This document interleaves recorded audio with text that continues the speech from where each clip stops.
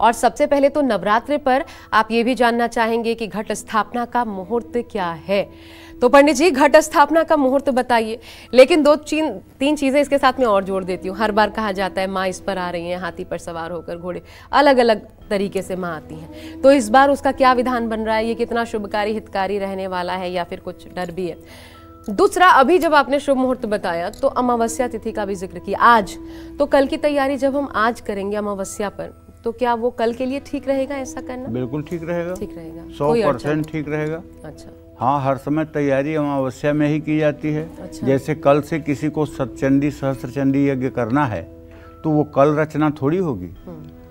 हाँ, सारी वो जो गौरी तिलक मंडल बनेगा, जो मतलब कि नवग्रह मंडल बनेगा, जो चतुष्षष्ठी योगिनी बनेंगी और जो षोडश मातृका बनेंगी, जो वास्तु की पीठ बनेगी, जो एकोन पंचाशत क्षेत्रपाल की पीठ बनेगी, जो मतलब कि एक लिंग तो भद्र की पीठ बनेगी, वो आज ही बनेगी। अच्छा। अगर आज नहीं बनेगी तो कल सुबह कब बनाएंगे, कब उसके बाद में स्थापना होगी, कब उसके बाद पूजा होगी। अमावस्या तिथि कितने बजे तक? आज रात 12:28 तक। अच्छा, 12:28 तक। हाँ, तब तो अमावस्या में कुछ करना बुरा नहीं है। बुरा नहीं, अमावस्या में कुछ करना बुरा नहीं है, तैयारी करना बुरा नहीं है। अच्छा। तैयारी करना कोई बुराई नहीं है, ये मन से भ्रम निकाल देना चाहिए। अमावस्या में निषेध क्या होता है पंडित? कुछ निषेध नहीं होता है। अमावस्या में चंद्रबल क्षीण होता है।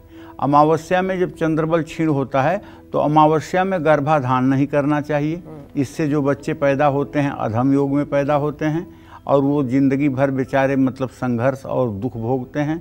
अमावस्या तिथि में कोई शुभ कार्य, विवाह, शादी, मुंडन संस्कार, जनेऊ, यज्ञोपवीत, ये सब नहीं करना चाहिए। अमावस्या में पितरों के लिए कर्म ज़्यादा करना चाहिए। पितरों के लिए, पितरों की मुक्ति के लिए ज़्यादा कर्म करना चाहिए। अमावस्या इन सब चीज़ों के लिए है। ठीक है पंडित जी, तो घट स्थापना अब आ जाते हैं कल के लिए, टाइमिंग्स क्या है? देखो, ऐसा है कि बताना चाहूँगा कि शारदीय नवरात्र कल से शुरू हो रहे हैं। नवरात्रि में घट स्थापना का जो मुहूर्त है वो कन्या लग्न में है, जो 1 घंटे 6 मिनट का है।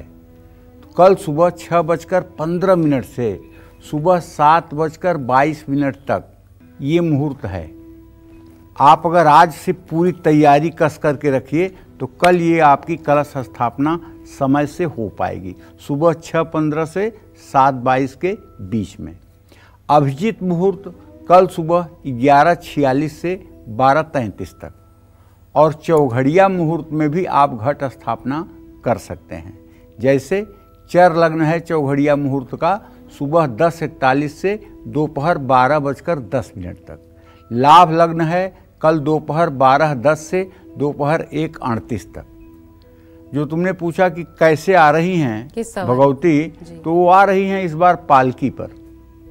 अच्छा, दुर्गा जी का आगमन इस बार पालकी पर सवार होकर आ रही हैं। ये अपने देश की सुरक्षा और अर्थव्यवस्था दोनों के लिए ठीक नहीं माना जाता है। पालकी पर जब देवी आती हैं तो सुरक्षा और अर्थव्यवस्था दोनों चीज़ों के लिए ये ठीक नहीं माना गया है।